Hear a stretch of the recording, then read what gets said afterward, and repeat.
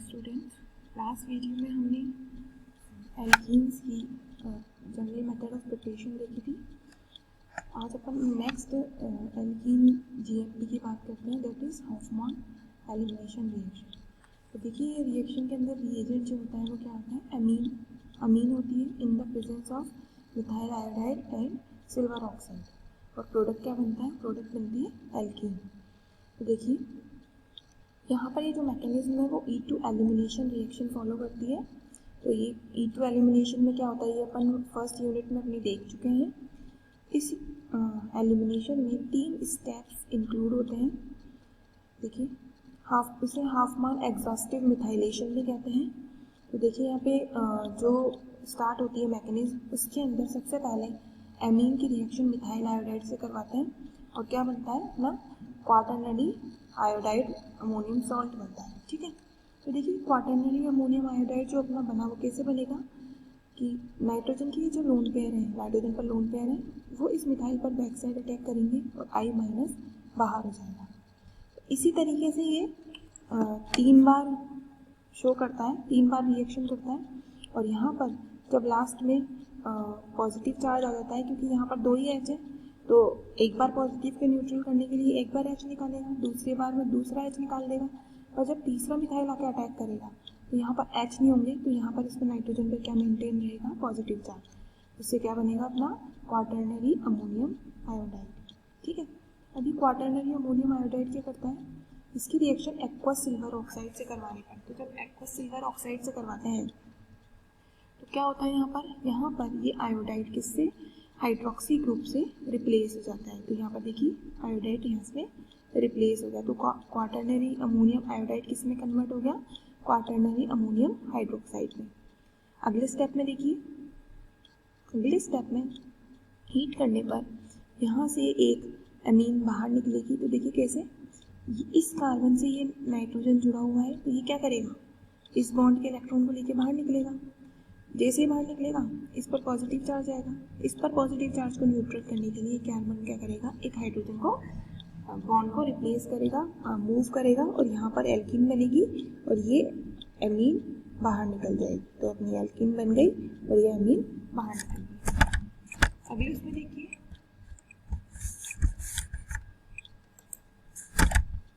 यहाँ देखिए इसका एग्जांपल दे रखा है, मिथाइल अमीन की रिएक्शन करवा रखी है मिथाइल आयोडाइड की प्रोपेन अमीन से। ठीक है, प्रोपाइल अमीन से जब इसकी रिएक्शन करवाते हैं तो पहले स्टेप में क्या होगा, यहाँ पर क्वाटरनरी अमोनियम आयोडाइड बनेगा।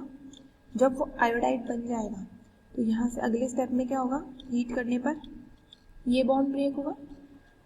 तो ये जब बॉन्ड ब्रेक होगा तो इस पर पॉजिटिव चार्ज आएगा, इस पर पॉजिटिव चार्ज आएगा, तो उसको न्यूट्रल करने के लिए ये वाला जो बॉन्ड है, ये बॉन्ड इधर से इधर ट्रांसफर हो जाएगा और ये H बाहर निकल जाएगी। तो यहाँ क्या जनरेट होगी, alkene and methyl amine and ये बाई प्रोडक्ट बनेगी। ठीक है, अब देखिए हॉफमान एलिमिनेशन रिएक्शन जो होती है वो रिजियो सेलेक्टिव होती है। इट मीन्स कि अगर 2 एल्कीन बनने की पॉसिबिलिटी है तो प्रोडक्ट कौन सा बनेगा, प्रोडक्ट वो वाला बनेगा जो एल्कीन लेस सब्स्टिट्यूटेड होगी, क्योंकि ये हॉफमान रूल को फॉलो करता है। तो देखिए यहाँ पर जब इसका क्वाटरनरी सॉल्ट बन जाएगा और ये बॉन्ड ब्रेक होगा तो यहाँ पॉजिटिव आएगा।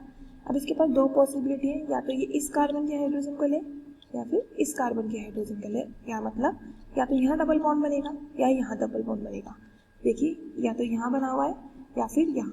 तो प्रोडक्ट मेजर कौन सा बता रखा है, ऊपर वाला, क्योंकि ये हाफमान रूल से बना हुआ है। लेस सब्स्टिट्यूटेड एल्कीन ही क्या होगी, मेजर प्रोडक्ट होगी।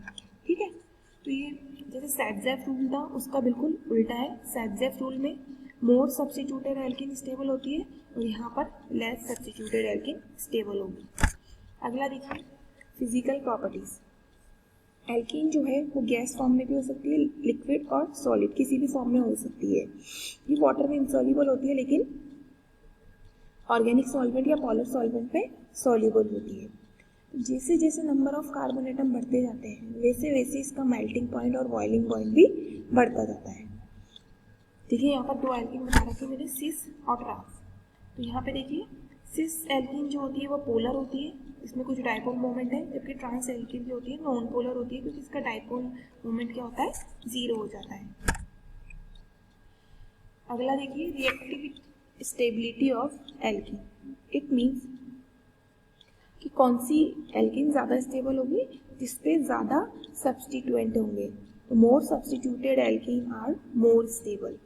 तो अब देखिए अगला पॉइंट है having sterically demanding substituent on opposite sides of an alkene is better than on the same side. ठीक है, तो देखिए पहला पॉइंट तो हो जाएगा कि जिसमें ज़्यादा सब्सटीट्यूएंट है वो होगी। दूसरा पॉइंट होगा अगर किसी में सब्सटीट्यूएंट बराबर है तो जिसमें सब्सटीट्यूएंट सेम साइड है वो ज़्यादा स्टेबल होगी रेदर देन अपोजिट साइड वाले के।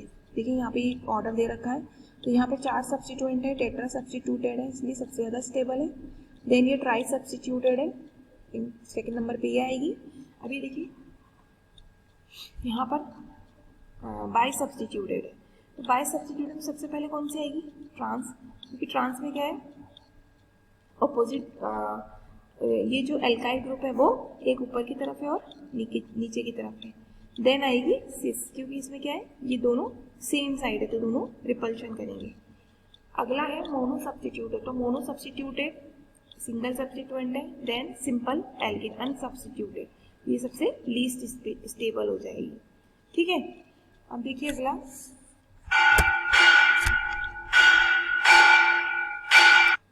है हाइड्रोजनेशन ऑफ एल्कीन। देखिए हाइड्रोजनेशन ऑफ एल्कीन जो होता है, किसी भी एल्कीन पर जब हाइड्रोजनेशन करवाया जाता है तो किसी कैटलिस्ट की प्रेजेंस में करवाया जाता है। तो यहाँ पर कैटलिस्ट जनरली निकल, पैलेडियम, प्लैटिनम और रोडियम काम में लिए जाते हैं, क्योंकि जो एल्कीन है उसमें डायरेक्टली हाइड्रोजन एडिशन नहीं कर पाती, तो उसके लिए एक मीडियम की ज़रूरत होती है। तो यहाँ पर जो मेटल कैटलिस्ट की सरफेस है वो मीडियम का काम करती है। तो मीन्स पहले एल्कीन और हाइड्रोजन दोनों मेटल की सरफेस पर एब्जॉर्ब होते हैं। देखिए इसकी यहाँ पर ये देखिए रिएक्शन दे रखी है और यहाँ पे भी देखिए रिएक्शन देखिए, दोनों हाइड्रोजन को इसमें जोड़ा गया है। यहाँ पे मैकेनिज्म देखिए, ये मेटल की सरफेस है, पहले यहाँ पर एल्कीन और हाइड्रोजन दोनों यहाँ पर एब्जॉर्ब हुए। अगले स्टेप में क्या होगा, इस बॉन्ड पर, इस कार्बन पर इस हाइड्रोजन का ट्रांसफर होगा। फॉर एग्जांपल देखिए यहाँ से ये इलेक्ट्रॉन लेकर हाइड्रोजन यहाँ पर आ रहा है, यहाँ पर इसका ट्रांसफर हो रहा है।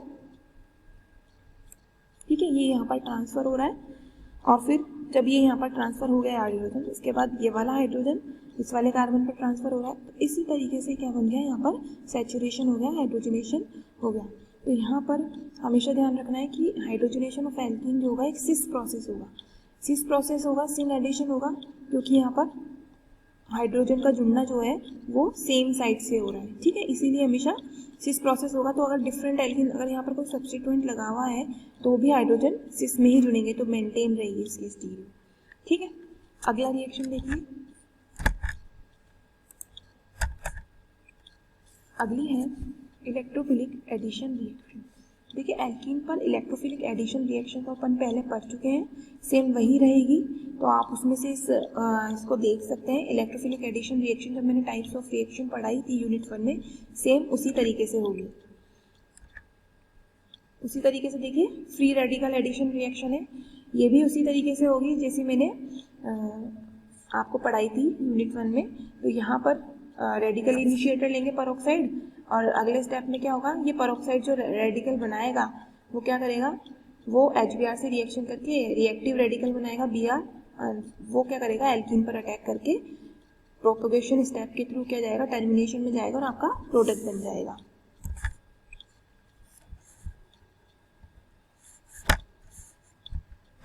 देन अगला देखिए मार्कोनिकॉफ रूल। देखिए यहाँ पर मार्कोनिकॉफ रूल्स के अकॉर्डिंगली क्या है कि जब किसी unsymmetric reagent like HX, H2O जिसमें दो अलग अलग एटम्स हों उनका एडिशन करवाया जाता है, तो नेगेटिव पार्ट जो होता है उस रिएजेंट के अंदर वो उस कार्बन एटम पर जुड़ता है जहाँ पर लेसर नंबर ऑफ हाइड्रोजन होते हैं, और हाइड्रोजन वहाँ जुड़ेगा जहाँ पर नंबर ऑफ हाइड्रोजन क्या होंगे, ज़्यादा होंगे। फॉर एग्जाम्पल ये देखिए यहाँ पर देखिए यहाँ पर इस पर हाइड्रोजन ज़्यादा है और यहाँ पर कम है, तो नेगेटिव पार्ट कहाँ जुड़ेगा, नेगेटिव पार्ट यहाँ जुड़ेगा, और हाइड्रोजन कहाँ जुड़ेगी, जहाँ हाइड्रोजन ज़्यादा है वो अपना क्या बनेगा, मेजर प्रोडक्ट बनेगा। तो यहाँ पर देखिए दो पॉसिबिलिटी है कार्बोकेटायन बनने की, कि एक तो कार्बोकेटायन इस कार्बन पर बने और एक कार्बोकेटायन इस कार्बन पर बने। देखिए यहाँ पर ये बॉन्ड इधर भी शिफ्ट हो सकता है और इधर भी शिफ्ट हो सकता है, तो 1 डिग्री कार्बोकेटायन भी बन सकता है और 2 डिग्री कार्बोकेटायन भी बन सकता है। देखिए दोनों पॉसिबिलिटी बता दी। 1 डिग्री कार्बोकेटायन जो होता है वो लेस स्टेबल है और 2 डिग्री मोर स्टेबल है।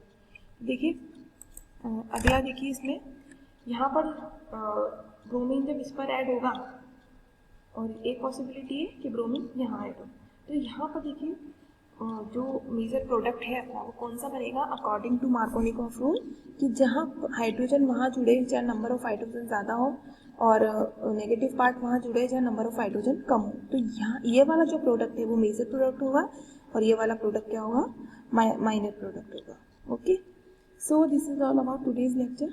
अगले लेक्चर में हम डिस्कस करेंगे आगे की कुछ केमिकल रिएक्शंस। Thank you.